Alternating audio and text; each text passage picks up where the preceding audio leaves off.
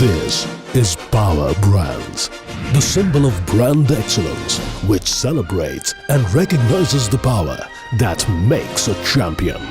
Welcome to the launch of Power Brands Global London International Forum for Equality Contentra Technologies USA presentation, a CICR Europe initiative and in association with Plan Man Media India. Ladies and gentlemen, my name is Adrian, and along with my colleague Eddie, we are going to be your hosts for this evening. We'd like to welcome you to the Kia Oval, home to the Surrey County Cricket Club since 1845. Could you please welcome back to the stage Mr. Arundam Charles.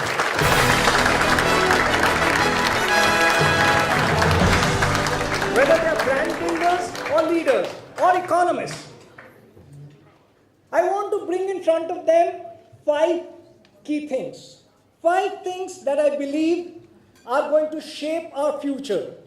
So what are these 5 things that I want to talk about, which I think is going to impact brands, which I think is going to impact businesses, which I think is going to impact your lives, the way you think, and most importantly, it's going to impact what Sir said, your teenage children, because they are going to be growing up in a world diametrically different from the world that we have seen in the last 500 odd years. The first thing that's going to change in the next 5 to 10 years is going to impact our life in the biggest possible manner, and it is the most important change, is education. Education is going to become absolutely free all over the world. It's already become. If you want to go to one university, that's the YouTube University. That's the world's best university to go to. You've got every professor, the world's leading thinkers, thought leaders, from Harvard professors to MIT professors, you name one great thinker, thought leader, they're all there on YouTube, giving their thoughts free of cost.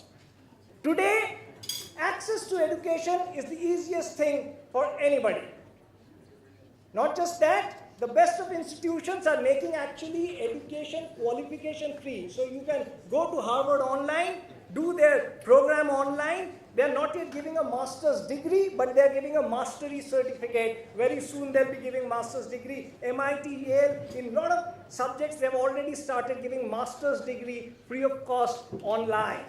The second thing that's going to change in the coming future is that this world is going to see equalized wages. Wage differentiation is going to go away. The third thing that's going to be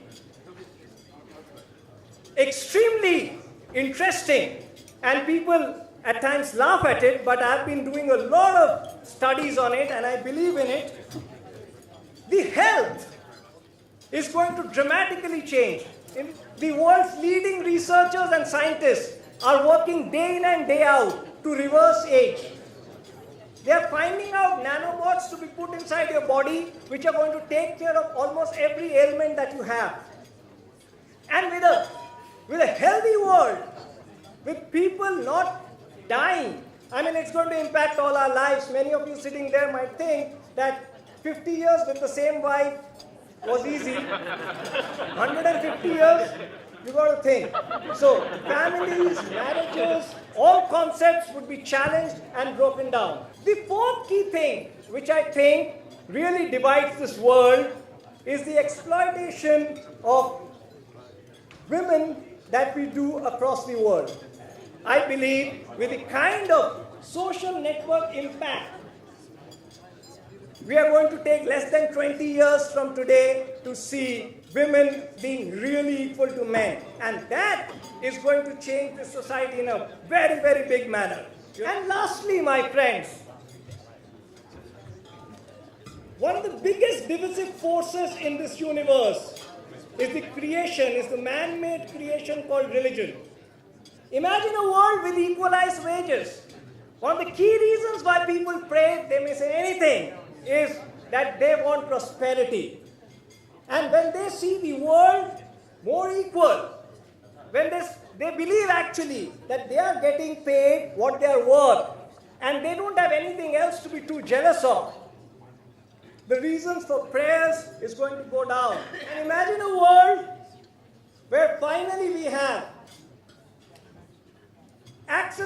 eradication, health not being a reason to worry, gender equality, equalized wages, and diminishing religion, and hopefully one day eradication of that false concept called religion. If you want to be a part of the future and remain a big brand, you've got to be a part of a thought-changing, thought-leading process, and this process has to take care of these 5 things. Ladies and gentlemen, can I please welcome to the stage Professor Rita Chowdhury.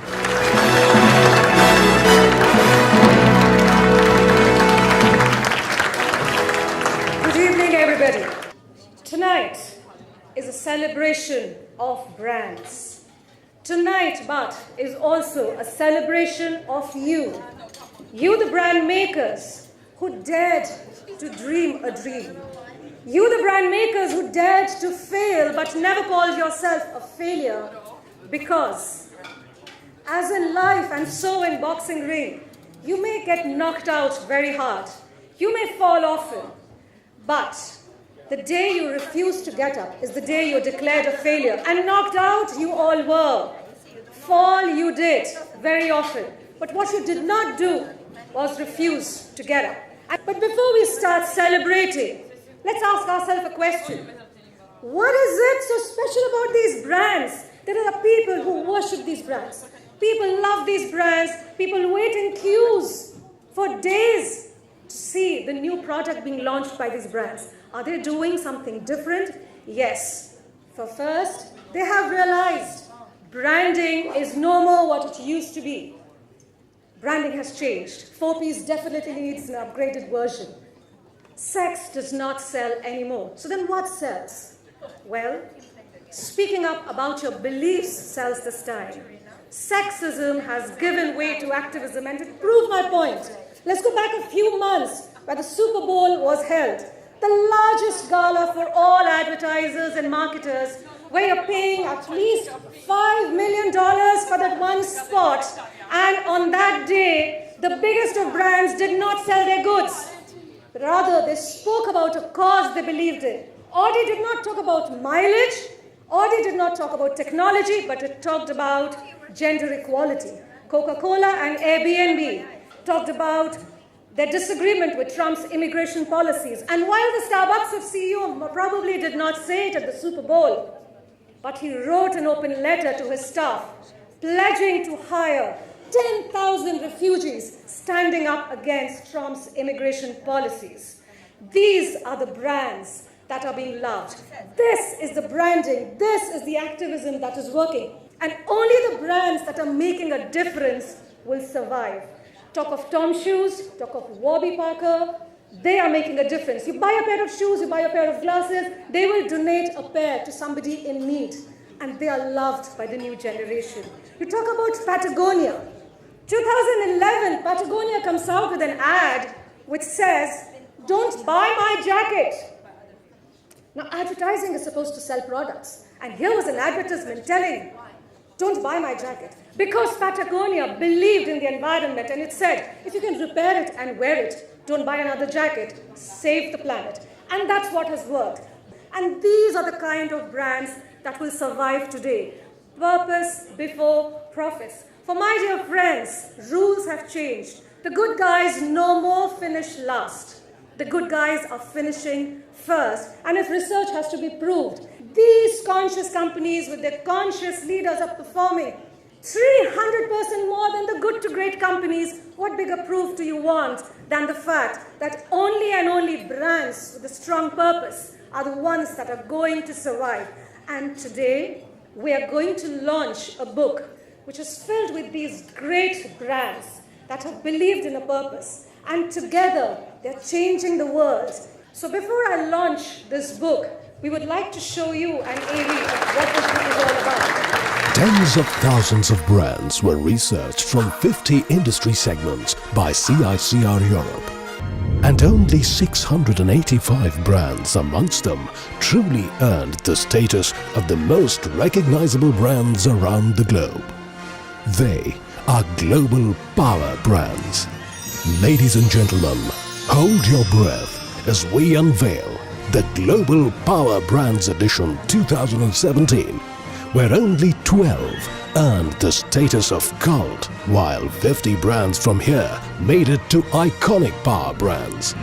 Ladies and gentlemen, may we present the Global Power Brands 2017.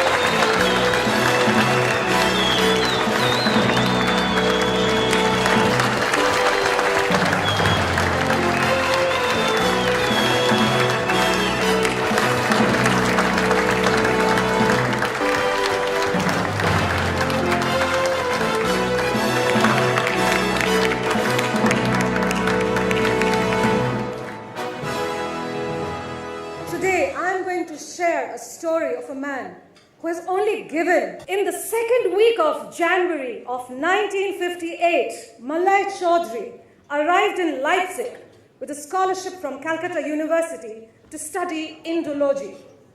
In less than 10 days of his arrival, he heard an announcement that the successful implementation of the German 5-year plan had resulted in the prices of many consumer goods being reduced and the wages of certain categories of less paid workers being increased.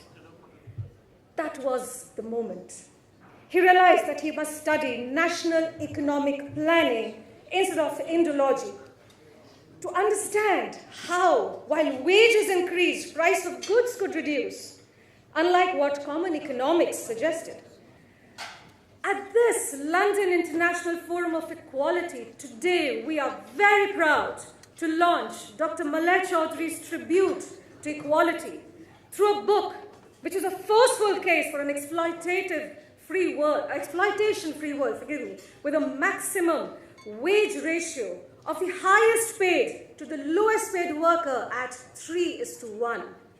The name of the book, What Marx Left Unsaid. And to launch this book, may I please invite on stage Professor Arindam Chaudhry and our very, very dear Dima Jagovi to please come on stage. But before that, can we have a small message from the man himself who could not make it?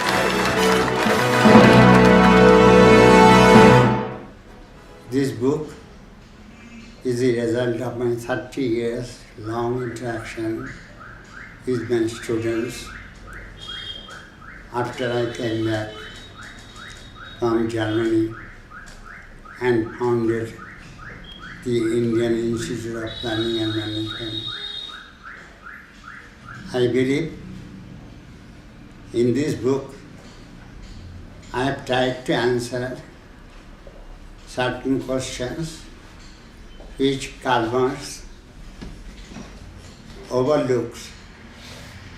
He spoke of to each according to contribution so that there is no exploitation in society. But he did not indicate how to measure the contribution of each individual. As a result, in different socialist societies, they set their own standard. In the Soviet Union, to begin with, they decided that the highest wage could be 10 times more than the lowest wage. In China, it was 5 times for the highest wage earners than the lowest wage earners. These were all arbitrarily decided. In this book, I have tried to remove that arbitrariness and set certain standard so that one can more or less precisely measure the contribution of individuals.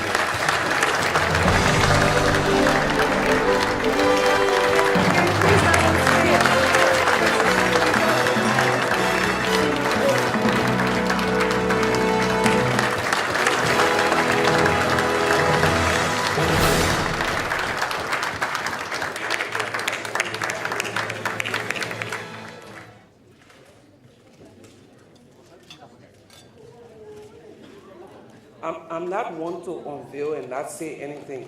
In as much as I'm not an economist, I'm a peace activist, and once I see economic justice, I recognize that this is something that is important in our world.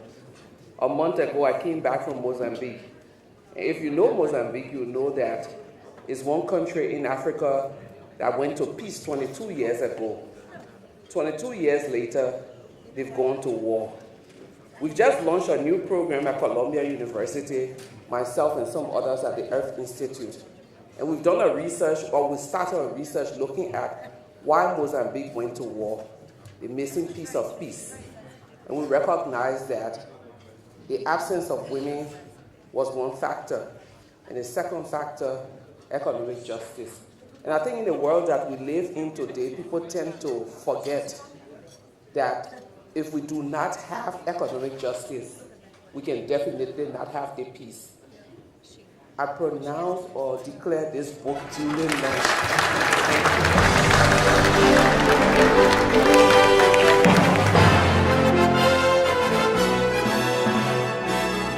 It's a great pleasure for me to be here today in this fabulous cricket ground, meeting so many of the power brands that are assembled here. You've asked me to talk for a few minutes about international development. The aim of development is to tackle conflict, to stop it starting. Once it's started to bring it to a conclusion, and once it's over, to reconcile people and bring them back together again, which was the reason I first went to Rwanda. And I know that you have been kind enough to present a prize tonight to Project Umubano. It's really a prize recognising the role of the Conservative Party in Britain for its actions in Rwanda and in boosting international development.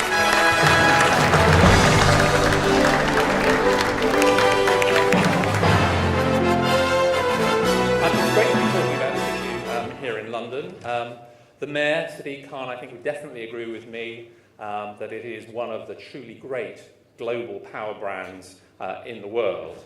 And I know that Sadiq would really wish me to welcome everybody here this evening, but also in particular all those who have come to London who are not from London for this evening, and also to thank the Oval for their hospitality as well.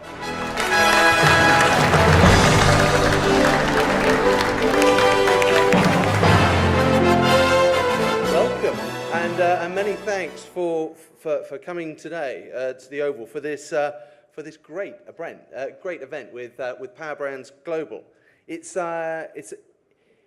quite fitting, I think, that the event comes here when you consider some of the history and the effort that's gone in to make this place and this club what it is. But what we're really known for, where our brand presence really sits, is in cricket, of course.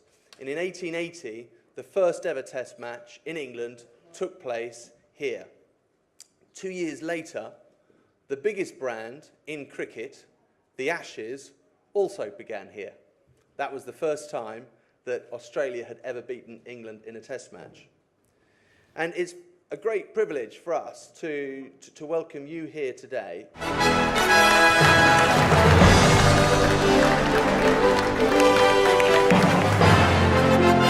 It is amazing how one individual and one experience can change your life. And so Andrew twisted my arm to come out to Rwanda and put me at this school in probably one of the poorer parts of Kigali.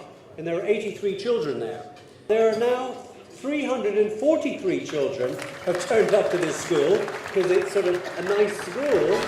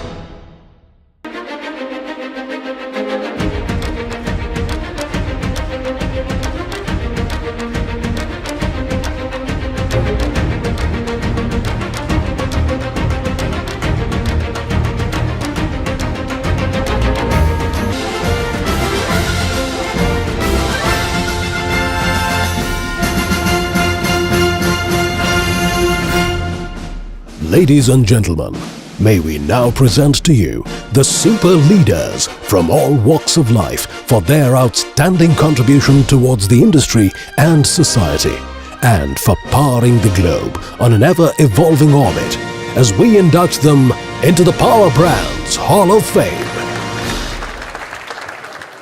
Ladies and gentlemen, our first award in this section is given to a woman who to many of us will need no introduction.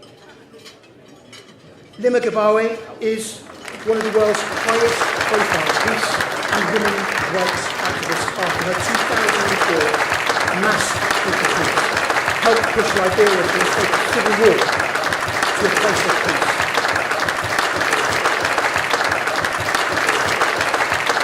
Thank you so much. I'm excited because tonight you're celebrating brands. What I do in the world, I don't consider myself a Nobel laureate. I don't consider myself a Hall of Famer. I consider myself a disruptor, an interferer. And what I do with the young people that I work with from here in the UK a few weeks ago at the Winchester University and other parts of the world is to tell them to find their brand. And what brand do we want our children to have in this world? It's not the brand that says it's okay to be rich and forget about the poor. It's the brand that says you have to be a disruptor. Turn discrimination upside down. Turn sexism upside down. Turn racism upside down. Use your voice. Be your personal brand. So as we celebrate Power Brand, I'm asking each and every one of us in this room, have you identified your personal brand? Because my personal brand is to interfere. Thank you. Is one of two wicket-keeping batsmen here this evening, although I hope Alex Stewart will forgive me for saying that it was Kumar that was described by Brian Lara as the best wicket-keeping batsman. But tonight, Kumar, it's not your cricket that we're here to say thank you for, but it's your support for the Sri Lankan-based charity, Foundation of Goodness. On behalf of Kushal Gunasekera and the Foundation of Goodness, Kumar Sangakkara. Thank you very much. Ladies and gentlemen, I've been peripherally involved with the Foundation of Goodness since the year 2000. I became a trustee soon after, but we started in a very small way with about 150 families that we supported in a small rural town in the south of Sri Lanka. We have a generation of children who've lost a lot, who are scarred, but it is through them and the changing of their lives that I see the future growth and prosperity of our country. So that is hopefully where we will be. And, you know, we all give for many, many different reasons. Some of us give because we want to give. We're programmed to give. Others give because it's tax deductible. And some give because we all want to stand up here and receive an award. Who knows? But my theory is that please do give. So thank you for this night and thank you for the opportunity.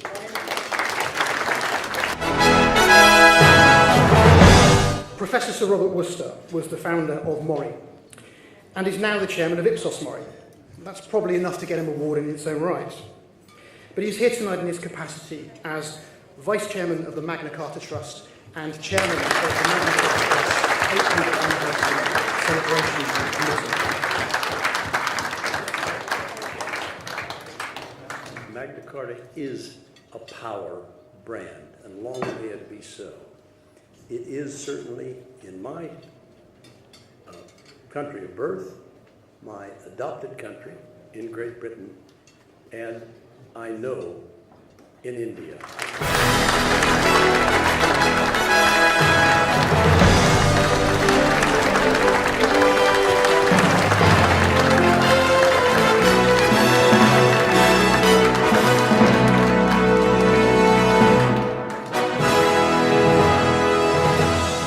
Well, really, I do not have much to say, just to express that I am really delighted to be here, and on behalf of my friend Elias Figueroa, to receive this award. We are humbled, and I say we, and I'm speaking on behalf of our Executive Board, our General Assembly, Elias, and our CEO, who are so passionate in bringing this movement across the world. Our aim is to really unify hearts and minds using the power of sports. And working alongside like-minded people, I think we're on a route to create a force for good. Thank you.